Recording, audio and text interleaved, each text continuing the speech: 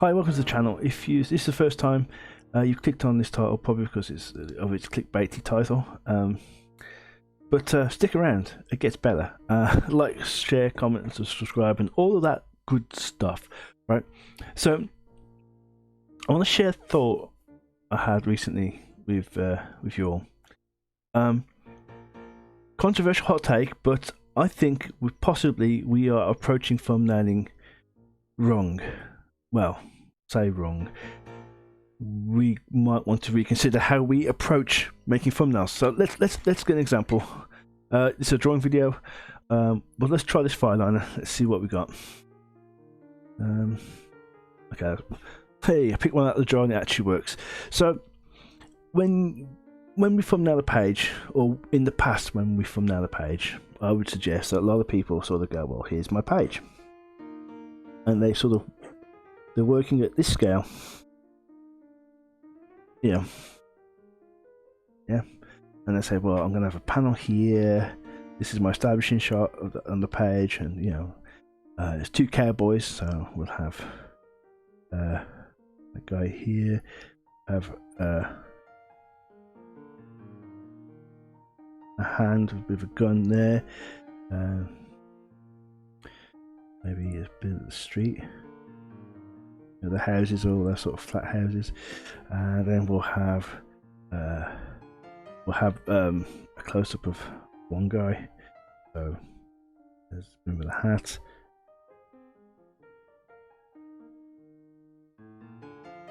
and then I have a close-up of the other guy. Like that. And then maybe some action, so maybe a hand with a gun like that, and a hand with a gun like that, and that's our page thumbnail. Great, wonderful. And next page, and you can fill sheets of paper with these thumbnails, and that's great. But we're missing a trick here. So I'm going to move the camera down. I'll move it back up afterwards, so we get a really good view of this thumbnail. Okay, where's the dialogue going? Where's the sound effect going? Where's the narration boxes going? I'll move it in even more. That's about as much as I can move it in. So let's take a look at it. Bit out of focus. I'm sorry, it's about out of focus. That's about as good as I can get it. So, where'd you put the dialogue? Where'd you put the balloons? Where'd you put the narration? Where'd you put the sound effects? You can't really do anything with that. Now, Jim Zob's got this video out, and he sort of talks about this idea of having speaking order, which is I'm totally on board with. This idea that let's draw a thumbnail a little bigger. Same sort of page layout. So there's our one guy, but slightly bigger, so we can go slightly more detailed. I'm going to put him in a poncho because Clint Eastwood.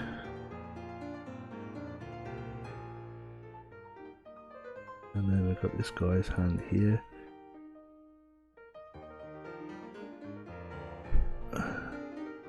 On one of his gun. And there. And then we'll put some dialogue in, so we'll put a dialogue balloon in here. 1, 2. And then we'll have our close up here of this guy.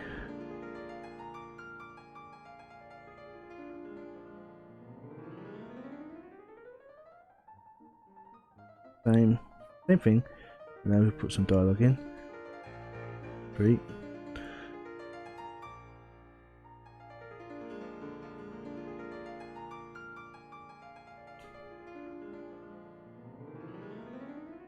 And this guy.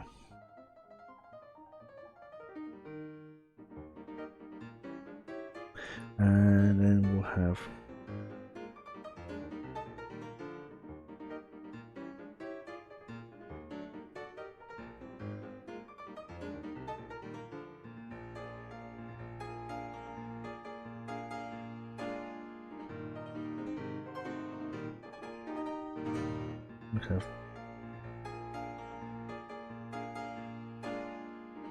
bang, bang, like that.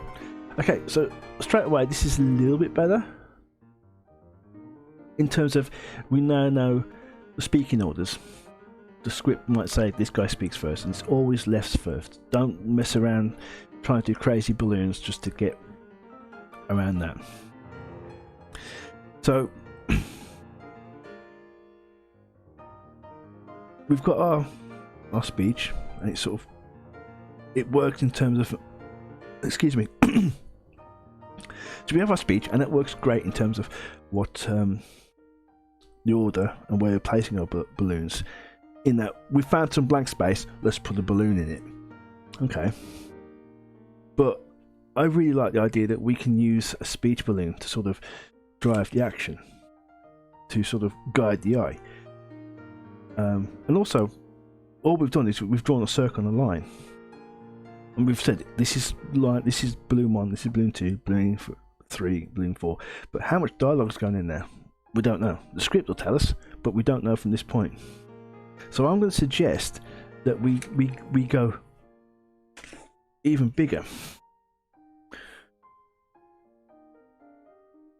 Our thumbnails. Actually, you can't see it at this. So I'm just going to go. I'm going for a purple pen. That's how we roll.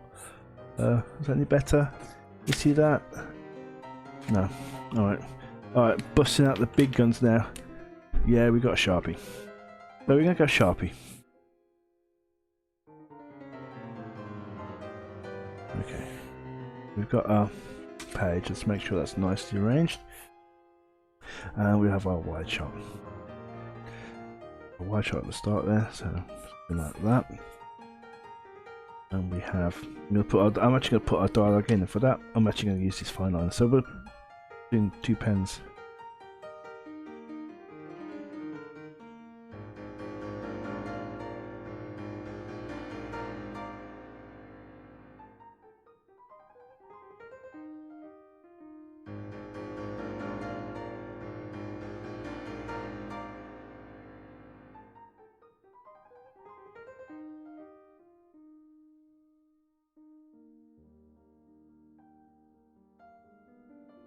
Actually, it's not too bad. Oh, I can't see it. Sorry.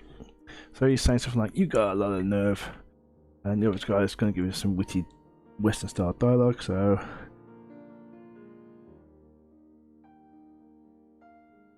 "You killed my pa." X.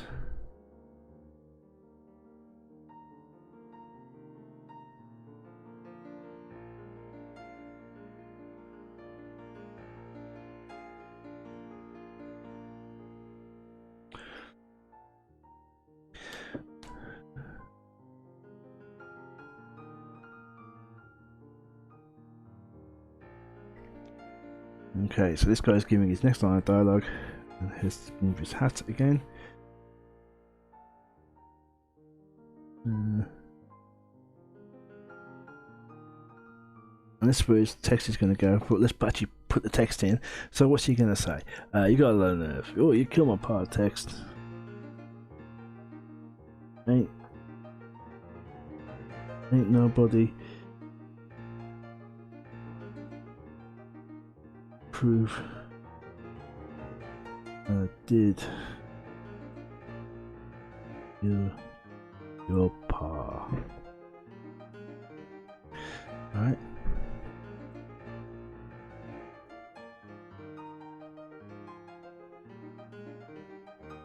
And then we get the other guy.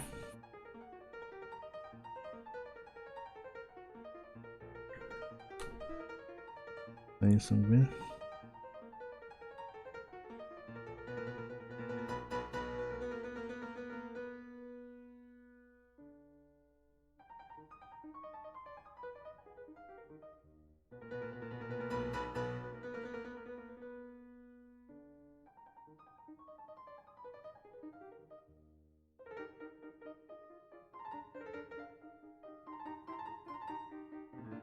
This is dialogue.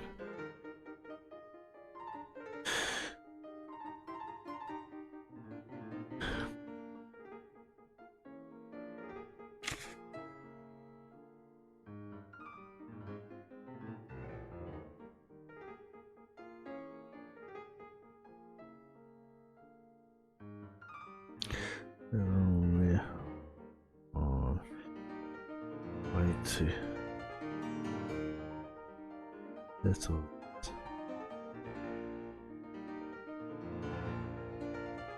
Draw. See, now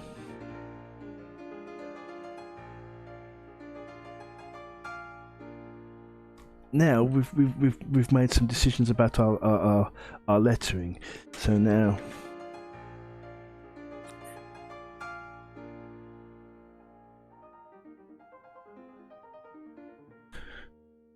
we'll do our gun barrel.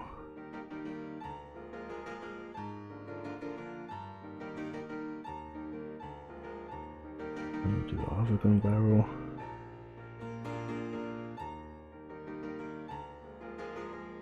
And we can have the text, the sound effects, and we can talk about the sound effects when we go. Bang. Bang. Just as a rough idea. Now let's move the camera back out. So what have we got here? Well, I think we've got a better indication of what. I think there's more information on this thumbnail. It's big and it's probably a very extreme example. But there's more information here. We've got all the sort of framing information from this one and this one, but we've also worked out that the text can actually fit in the block and in the balloons. And okay, it's handwritten text, but we get an idea of how it's all fitting together. And it means that we've got the text has got room to breathe, and also we can do things like, I mean, this is not a great example, but you could have the text, the dialogue lead the action, or the action lead the dialogue. So imagine you've got superheroes, right? Superheroes is always good. So imagine you've got some guy getting clocked.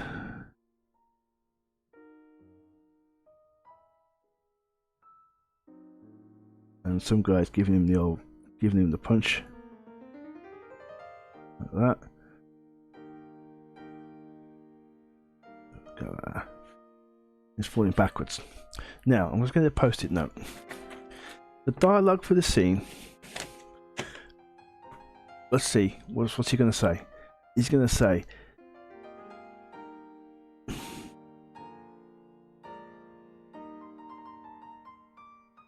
take that.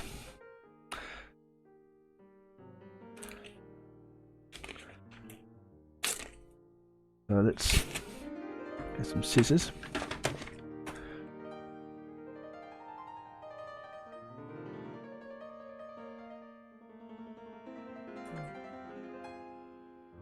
There you go. Right.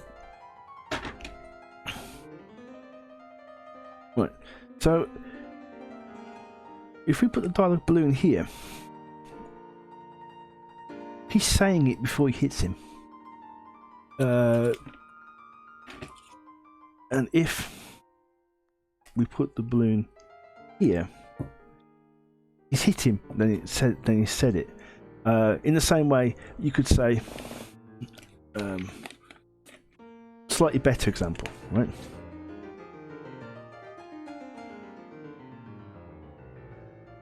The Caped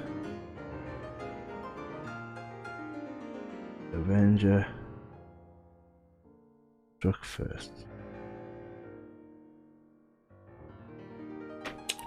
So imagine this is dialogue. Imagine this isn't dialogue. Imagine this is narration. This is where it could get real. This is where it really comes into its own.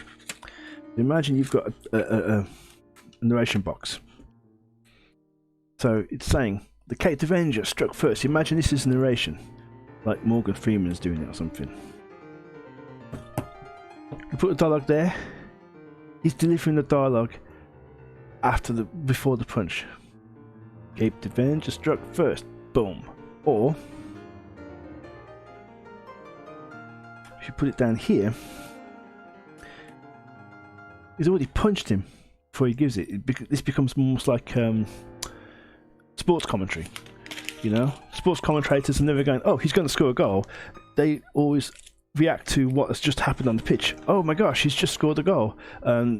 This is an example of how we placing this dialogue or placing a narration box, you know, take that or that can really help control the flow of the story. And we can also do things like, I mean, let's go back to this page again. Let's find. If I only had a coloured pencil knocking around. Have I got any coloured pencils knocking around? Yes, I think I've got a green. Yeah. So this is a green pencil. So let's look at what we're doing here. We're going from here to here. It takes us through to here. The tail of the speech balloon takes us here, and then we'll take this down. But the eye line for this guy sort of takes us across here. Then you've got this thing going on. So that's a way you can use the balloons to drive the story, drive the direction of reading. But this is a massive tangent. Basically, I'm proposing that we start thinking about putting text into thumbnails so that we can decide where we want to put where we want to put the speech bubbles. B, does the text fit in the speech bubbles? And C, can we use the speech bubbles as a narrative device? And if we're not thinking about that as artists when we're thumbnailing a page out, we're missing a trick. So let me show you some recent thumbnails that I've done. So, come on. This one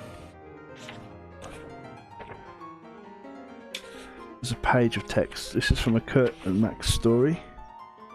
And in this one, I just put the numbers in.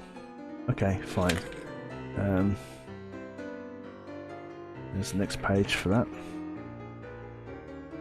We've got 2 pages there. So these are American standard size comic pages, but I've thumbnailed them as A5. If I get my dialogue in there, then we're laughing, right? Here's a thumbnail. It's battered for a 2-page spread from an upcoming anthology submission for I Love Robots. Now, when this was originally pitched, it was 17 panels on 1 page. But as you see here, we've actually got the text in. We've actually put the text in here. Text, bit of text. What else have we got? This is an interesting one. This is from a current project. Here we've got a phone conversation. So we've got one side of the phone call going on here, and the other side going on here. And there's a panel in here where is it? This panel, this page. Let's take a look at this page, shall we? Let's get all this other page out of the way. This particular page, kid sat up and cut his head. And when I was thumbnailing this page out, I still thumbnailed it out small on a bit of scrap of paper because I was trying to work out how I wanted